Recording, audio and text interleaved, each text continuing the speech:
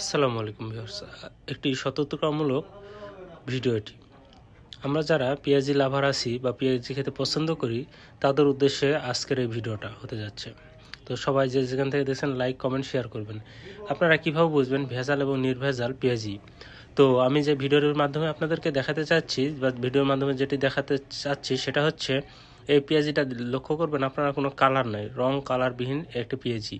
এই পেঁয়াজিতে রং কালার নাই, এই জন্যই এইটা এনে রং ব্যবহার করা হয়নি। আমাদের দেশে যে ফুড গ্রেড বা ফুডের যে এই রংটা ব্যবহার করা হয় মূলত, কিন্তু করার নিয়ম, কিন্তু কোনো ব্যবসায়ী সেটা করে না। তারা ডিরেক্ট ব্যবহার করে আপনার হতেছে এই কাপড়ে দেওয়া রং, যেটা শরীরের জন্য অত্যন্ত ক্ষতিকর এবং ক্যান্সার ব্যাধি রোগ সৃষ্টিতে সহায়ক ভূমিকা পালন করে থাকে।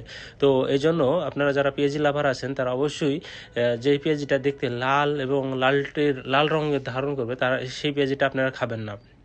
এবং যেটা একান্তই শুধুমাত্র পেঁয়াজ দিয়ে তৈরি পেঁয়াজি, সেটা আপনারা দেখবেন যে সেটা সফট এবং মসমসে, ভিতরে সফট এবং হাতে নিলে মসমস করবে, ঠিক আছে। কিন্তু আপনার তেল দেওয়া পেঁয়াজি আপনার কখনোই মসমসে করবে না। এবং রংযুক্ত পেঁয়াজি সেটা রং দেখতে খুব চমৎকার, কিন্তু খেতে অতটা চমৎকার না।